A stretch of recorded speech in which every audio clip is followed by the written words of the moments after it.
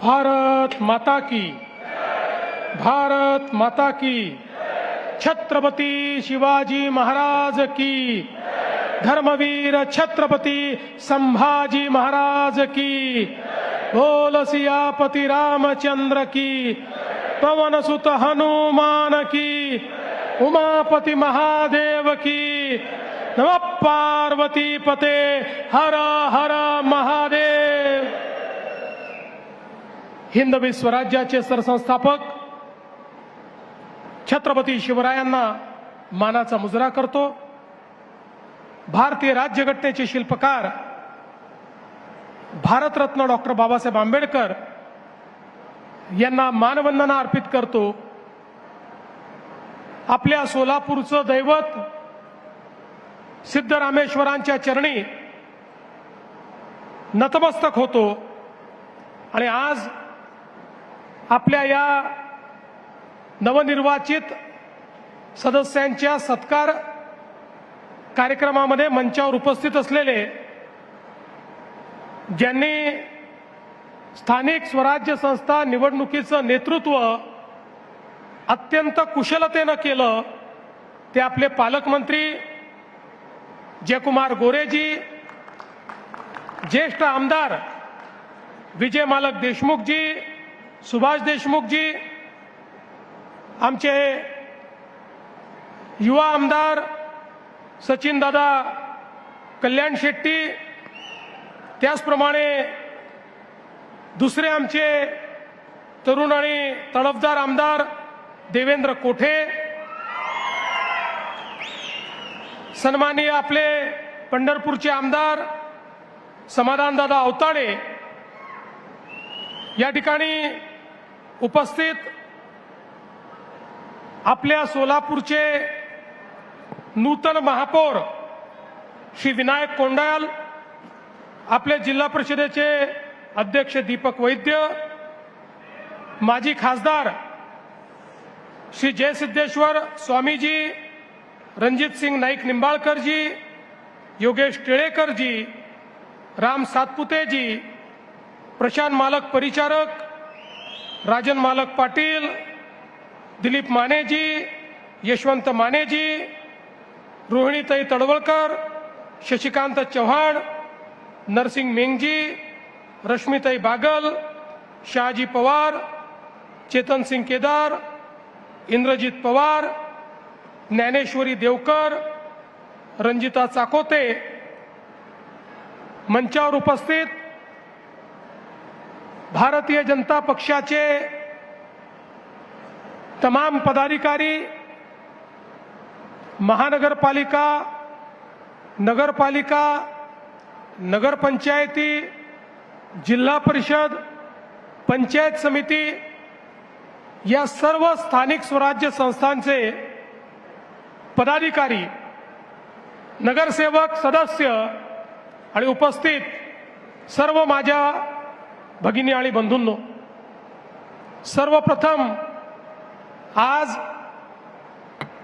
या ठिकाणी आपल्या समोर संबोधित करत असताना मी सोलापूरच्या जनतेचे या ठिकाणी हात जोडून नमन करेन की ज्या सोलापूर जिल्ह्यातल्या जनतेने भारतीय जनता पक्षावर ऐतिहासिक असा विश्वास या ठिकाणी दाखवला आहे। खरोखर सोलापूरकरांना मी सांगू इच्छितो, आम्ही तुमच्या कर्जामध्ये आहोत आणि हे कर्ज आम्ही विकासाच्या माध्यमातून फेडण्याचा प्रयत्न करणार आहोत। तुमच्या प्रेमाच्या कर्जात तर जन्मभर राहू, पण तुम्ही विकासाकरता आम्हाला जे कर्ज दिलाय या 5 वर्षामध्ये या ठिकाणी प्रामाणिक प्रयत्न करून सोलापूर शहर, सोलापूर जिल्हा इथल्या प्रत्येक व्यक्तीच्या आशा, आकांक्षा, अपेक्षा या पूर्ण करण्याचं काम हे निश्चितपणे या ठिकाणी आपण करणार आहोत। मगाशी पालकमंत्री साहेबांनी सांगितलं 2017 आपण 49 निवडून आलो होतो 2026 मध्ये 102 जागा लढवून 87 नगरसेवक आपले निवडून आले। सोलापूरच्या इतिहासामध्ये हा देखील एक रेकॉर्ड आहे। अशा प्रकारचा स्ट्राइक रेट हा कधीच कुठल्या पक्षाला मिळाला नाही। सगळे रेकॉर्ड या ठिकाणी आपण तोडले आहेत। तर जिल्हा परिषदेमध्येही 2017 साली आम्ही 14 होतो, 14 वरनं हनुमान उडी मारली आणि थेट 38 त्या ठिकाणी झालो आणि पूर्ण सत्ता आली। 11 पैकी 10 सभापती आपले झाले। आणि मला हे देखील सांगितलं पाहिजे, एकीकडे काँग्रेस आणि विरोधी पक्षांनी देशाच्या संसदेमध्ये महिलांचं आरक्षण रोखलं असलं तरी स्थानिक स्वराज्य संस्थांमध्ये भारतीय जनता पक्षाने 50 नाही 56% या ठिकाणी आमच्या बहिणींना, भगिनींना, महिलांना त्या ठिकाणी निवडून आणण्याचं काम केलेलं आहे। आणि म्हणून मला अतिशय आनंद आहे की एक प्रचंड मोठा विजय हा आपल्याला प्राप्त झाला। आणि अर्थातच या विजयाचे पहिले शिल्पकार ही शहराची आणि जिल्ह्याची जनता आहे। या विजयाचे दुसरे शिल्पकार भारतीय जनता पक्षाचा सामान्य कार्यकर्ता, एक एक कार्यकर्ता ज्यांनी बूथवर काम केलं तो कार्यकर्ता आहे। आणि अर्थातच या विजयाचे शिल्पकार या निवडणुकीचं जे नेतृत्व करत होते, मग आपले पालकमंत्री जयकुमार गोरेजी असतील की ज्यांनी अतिशय उत्तम अशा प्रकारे हा सगळा समन्वय या ठिकाणी घडवला, नेतृत्व केलं, आव्हानांचा सामना केला। आणि सोबत आपली आमदारांची जी टीम आहे, मग या ठिकाणी विजय मालक असतील, सुभाष बापू असतील, सचिन कल्याण शेट्टी असतील, समाधान अवताळे असतील, देवेंद्र कोठे असतील किंवा आपले माजी आमदार आहेत रामभाऊ सातपुते, राजाभाऊ राऊत, नावं अनेक घेता येतील। आणि त्याचसोबत शहराचे आणि जिल्ह्याचे पदाधिकारी या सगळ्यांनी मिळून हा विजय खेचून आणलाय। लक्षात ठेवा, हा विजय विकासाचा विजय आहे। हा विजय विकासावर ज्यांचा विश्वास आहे त्यांचा हा विजय आहे आणि मोदीजींच्या नेतृत्वात होणाऱ्या परिवर्तनाचा हा विजय आहे, हे आपण सगळ्यांनी लक्षात ठेवलं पाहिजे। आणि म्हणूनच पहिल्यांदा तर निवडून आलेल्या सगळ्या लोकप्रतिनिधींना सांगतो, अनेक वेळा आपण निवडून आल्यानंतर आपल्याला असं वाटतं मी माझ्यामुळेच निवडून आलो आहे किंवा निवडून आली आहे, असा समज आपला असतो। आणि मग त्यातनं आपला व्यवहार बदलत जातो। एक गोष्ट सगळ्यांनी लक्षात ठेवा, लोक जसं तुम्ही केलेला विकास पाहतात तसं लोक तुमचा व्यवहार काय आहे हा देखील पाहतात। एक वेळ विकास कमी झाला तर चालतो, पण जनतेसोबत तुमचा व्यवहार कसा आहे हे सर्वाधिक महत्त्वाचं असतं। जनतेला विश्वास वाटला पाहिजे की भलेही एखादं काम होणार नाही, पण भारतीय जनता पक्षाच्या लोकप्रतिनिधीकडे आम्ही गेलो, आम्हाला सन्मान मिळेल, आमचं म्हणणं ऐकून घेतलं जाईल आणि आमच्याकरता प्रामाणिक प्रयत्न केला जाईल, अशा प्रकारची भावना जनतेमध्ये तयार झाली पाहिजे। आणि म्हणून निवडून आलेल्या एकेका लोकप्रतिनिधीला सांगतो, या ठिकाणी भाजपची परीक्षा मोदीजींनी काय काम केलंय याच्यावरनं तर होणारच आहे, पण त्यासोबत स्थानिक व्यवहार कसा आहे याही माध्यमातून या ठिकाणी होणार आहे। त्यामुळे कुठल्याही परिस्थितीमध्ये पारदर्शी प्रामाणिकतेनं काम झालं पाहिजे। कुठल्याही प्रकारचा भ्रष्टाचार आम्ही खपवून घेणार नाही।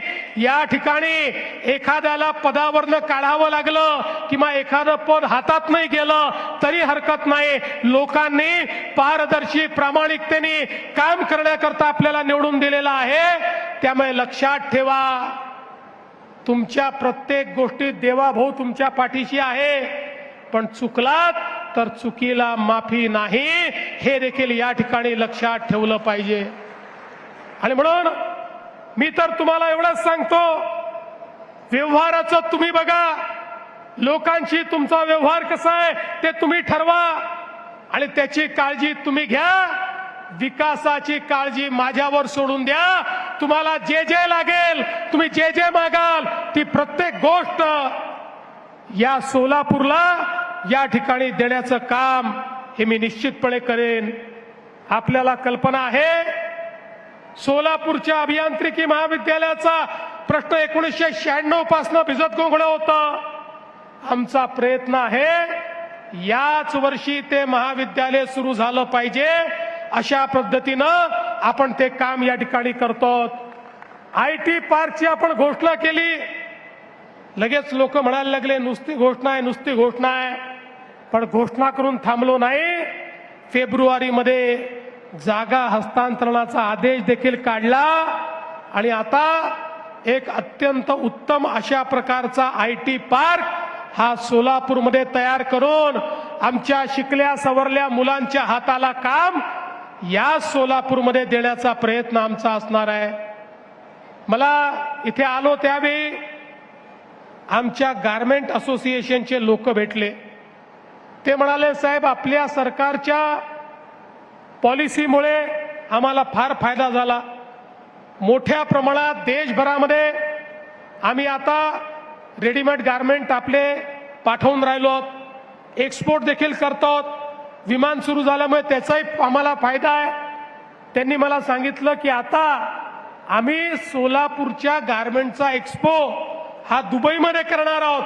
मी त्यांना सांगितलं, तुमच्या दुबईच्या एक्सपोला देखील महाराष्ट्र सरकार तुमचा पार्टनर बनेल आणि त्या ठिकाणी आपल्या सोलापूरच्या गारमेंट्सचं प्रदर्शन आपण लावू.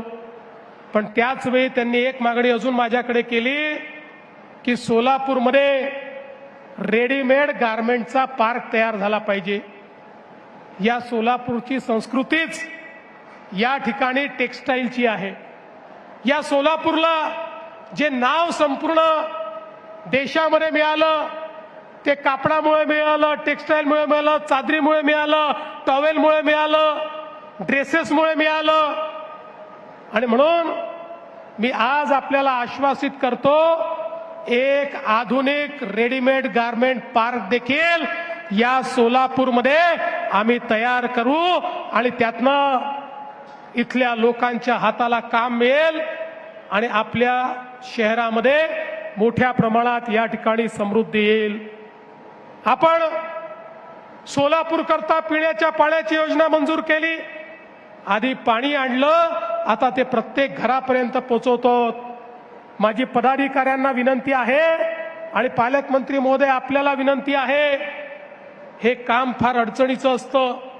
नाराजी सहन करावी लागते, रस्ते खोदावे लागतात, अतिक्रमणं थोड्या बाद प्रमाणात काढावी लागतात, कारण पाईप सरळ टाकता येतो, कोणाच्या घराखालून पाईप जाऊ शकत नाही. त्यामुळे याच्यामध्ये आपल्याला खूप लक्ष घालावं लागेल. निधीची कमतरता नाही, पैसा पूर्ण मिळेल.